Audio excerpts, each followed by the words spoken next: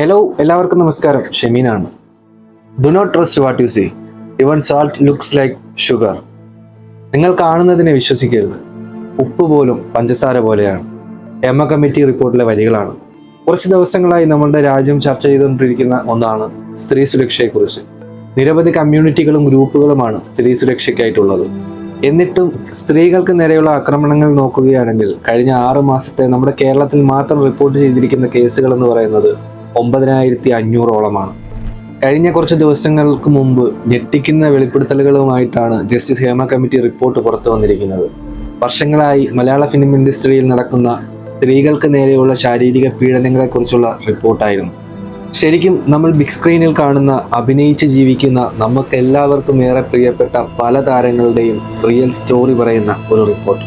Casting couch മലയാള film ഇൻഡസ്ട്രിയിൽ ഒരു പ്രധാന വിഷയമായി തുടരുകയാണ്. അപകടകരവും ഇനിക്വാലിറ്റി അന്തരീക്ഷം സൃഷ്ടിക്കുന്ന തൊഴിലവസരങ്ങൾക്ക് പകരമായി സെക്ഷൽ ബെനിഫിറ്റ്സ് ആവശ്യപ്പെടുന്നതായി പല താരങ്ങളും റിപ്പോർട്ട് ചെയ്തിരിക്കുന്നു. കാസ്റ്റിംഗ് കൗച്ചിന്റെ പ്രശ്നം മലയാള ഫിലിം ഇൻഡസ്ട്രിയിൽ നിലനിൽക്കുന്നുണ്ടെന്നും ഇത് പ്രൊജക്റ്റ് ചെയ്യുന്നതെല്ലാം ഓരോ മുഖമുദ്രയിലേക്കാണെന്നും പറയുന്നുണ്ട്.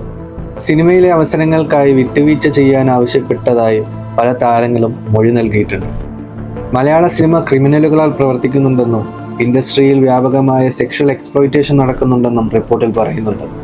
ഫീമെയിൽ ആക്ടേഴ്സിനെ വിട്ടുവീഴ്ച ചെയ്യാൻ നിർബന്ധിക്കുന്നത് ഡയറക്ടേഴ്സ് ആൻഡ് പ്രൊഡ്യൂസേഴ്സ് ആണെന്നും പറയുന്നുണ്ട്. ഇത്തരം ആവശ്യങ്ങളോട് യോജിക്കുന്നവരെ കൊളാബറേറ്റിംഗ് ആർട്ടിസ്റ്റ് എന്ന് മുദ്രകുത്തുന്നുണ്ട്. മലയാള സിനിമയിലെ സെക്ഷൽ എക്സ്പ്ലോയിറ്റേഷൻ വിക്ടിംസ് നേരിടുന്ന പീഡനങ്ങളുടെയും ഡിസ്ക്രിപ്ഷൻസ് കേട്ട് ഞെട്ടിപ്പോയെന്നാണ് 5 വർഷത്തിനൊടുവിൽ പുറത്തിറങ്ങിയ ഷോർട്ട് റിപ്പോർട്ടിൽ പറയുന്നത്. ഒരു മനുഷ്യന്റെ കഴിവിനെ പ്രോത്സാഹിപ്പിക്കുന്നത് ശരീരം ചോദിച്ചുകൊണ്ടാണോ? രാത്രിയിൽ തനിച്ചു കിടക്കുന്ന താരങ്ങളുടെ മുറിക്ക് പുറത്ത് വന്ന് ഡോറിൽ മുട്ടുന്നതായിട്ട് വരെ റിപ്പോർട്ടിൽ പറയുന്നുണ്ട്. പേടി കാരണം പല താരങ്ങളും മാതാപിതാക്കളുമായിട്ടാണ് ലൊക്കേഷനിൽ വരുന്നതെന്നും പറയുന്നുണ്ട്. നമ്മളൊക്കെ ചിന്തിക്കുന്നതിലും വലിയ കാര്യങ്ങളാണ് ഈ ഒരു ഇൻഡസ്ട്രിയിൽ നടക്കുന്നത്. ഇത്രയ്ക്കും തരം താഴ്ന്ന ആളുകളാണോ ഈ ഒരു ഇൻഡസ്ട്രിയിലുള്ളത്?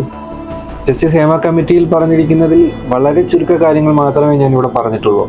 200-ൽ കൂടുതൽ പേജുകളിലായിട്ട് മലയാള സിനിമ ഇൻഡസ്ട്രിയെ കുറിച്ചുള്ള ഞെട്ടിക്കുന്ന കാര്യങ്ങളാണ് ഹേമ കമ്മിറ്റിയിൽ പുറത്തുവിട്ടിരിക്കുന്നത്.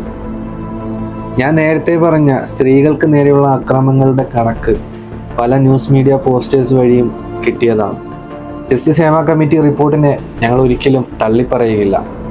തെറ്റ് ചെയ്തിട്ടുണ്ടെങ്കിൽ അവർ ശിക്ഷിക്കപ്പെടുക തന്നെ വേണം, അത് എത്ര വലിയ നടന്മാരായാലും. എന്നാൽ ഞാനൊരു കാര്യം ചോദിച്ചോട്ടെ, സ്ത്രീകൾ മാത്രമേ ഉള്ളൂ നമ്മുടെ രാജ്യത്ത് ശാരീരിക പീഡനങ്ങൾ അനുഭവിക്കുന്നത് അല്ലെങ്കിൽ അക്രമത്തിനിരയാകുന്നത്? ഓരോ ദിവസവും ആയിരക്കണക്കിന് ചെറുപ്പക്കാരായിട്ടുള്ള ആൺകുട്ടികളാണ് തൊഴിലില്ലായ്മ കാരണവും ചതിക്കപ്പെട്ടത് കാരണവും ആത്മഹത്യ ചെയ്യുന്നത്.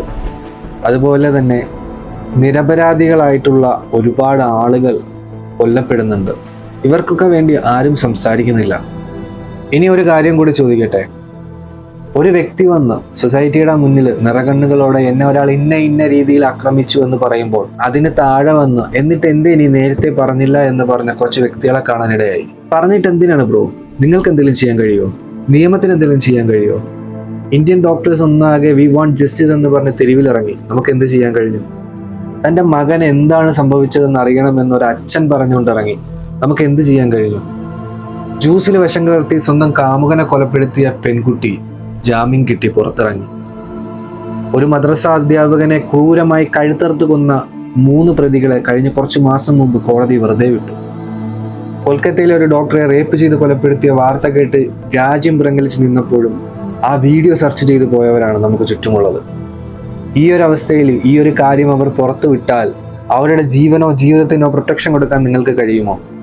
നമ്മൾ ഇപ്പോൾ കാണുന്ന ഡെയിലി ന്യൂസുകളിൽ ദിവസേന ഓരോ കൊലപാതകങ്ങളും പീഡനങ്ങളുമാണ് റിപ്പോർട്ട് ചെയ്യുന്നത്. അച്ഛൻ മകളെ പീഡിപ്പിക്കുന്നു, മകൻ അമ്മയെ പീഡിപ്പിക്കുന്നു, സഹോദരിയെ പീഡിപ്പിക്കുന്നു, ടീച്ചറിനെ പീഡിപ്പിക്കുന്നു, അയൽവാസിയെ പീഡിപ്പിക്കുന്നു, അമ്മയും കാമുകനും ചേർത്ത് മക്കളെ കൊല്ലുന്നു, ഭർത്താവിനെ കൊല്ലുന്നു. ജാതിമത രാഷ്ട്രീയത്തിന്റെ പേരിലുള്ള കൊല, പണത്തിന് വേണ്ടിയുള്ള കൊല, വസ്തുക്കൾക്ക് വേണ്ടിയിട്ടുള്ള കൊല. ഇപ്പോൾ കഴിഞ്ഞിടയ്ക്ക് ക്യാരറ്റിന്റെ വിലയെ ചൊല്ലി വരെ ഒരാളെ കൊലപ്പെടുത്തി. ജനിച്ചിട്ട കുഞ്ഞിനെ പോലും വലിച്ചെറിയുന്ന കാലം, പിഞ്ചു കുഞ്ഞുങ്ങളെപ്പോലും കാമക്കണ്ണുകളോടെ നോക്കുന്ന മൃഗങ്ങളുടെ കാലം. എന്നാൽ ഇത്തരം കാര്യങ്ങൾ ചെയ്യുന്ന റേപ്പിസ്റ്റിനെ അല്ലെങ്കിൽ കൊലപാതകികളെ, ഇത്തരം ക്രൂരത ചെയ്യുന്ന ആളുകൾക്ക് തക്കതായിട്ടുള്ളൊരു ശിക്ഷ കൊടുക്കാൻ നമ്മളുടെ ഗവൺമെന്റിന് കഴിയില്ലേ? ഇനി ആ ഒരു തെറ്റെന്നല്ല, ഒരു തെറ്റും ചെയ്യാൻ പറ്റാത്ത, തെറ്റ് കണ്ടാൽ ഭയക്കുന്ന രീതിയിലുള്ള ഒരു പണിഷ്മെന്റ് കൊടുക്കാൻ കഴിയില്ലേ നമ്മുടെ ഗവൺമെന്റിന്? ജയിൽ ശിക്ഷ കഴിഞ്ഞ് പുറത്തിറങ്ങുന്നവരെ ഇന്റർവ്യൂ ചെയ്യാനായിട്ട് ഓടി നടക്കുന്ന മറ്റു ചിലരുണ്ട്. ഒരപകടം നടന്നാൽ മരണപ്പെട്ട അല്ലെങ്കിൽ കാണാതായ വ്യക്തിയുടെ വീട്ടിൽ പോയി തകർന്നിരിക്കുന്ന ആ കുടുംബക്കാരുടെ മുന്നിലേക്ക് മൈക്ക് നീട്ടിക്കൊണ്ട് അനാവശ്യ ചോദ്യങ്ങൾ ചോദിച്ച് അവരെ തകർത്ത് കളയുന്ന, റീച്ചിന് വേണ്ടി എന്തും ചെയ്യാനും കാണിക്കാനും പറയാനും മടിയില്ലാത്ത ചില മാധ്യമ കണ്ണുകൾ. ഒരു കാര്യം നമ്മൾ എപ്പോഴും ഓർക്കണം, രണ്ട് രീതിയിലുള്ള ആളുകളാണ് നമുക്ക് ചുറ്റുമുള്ളത്.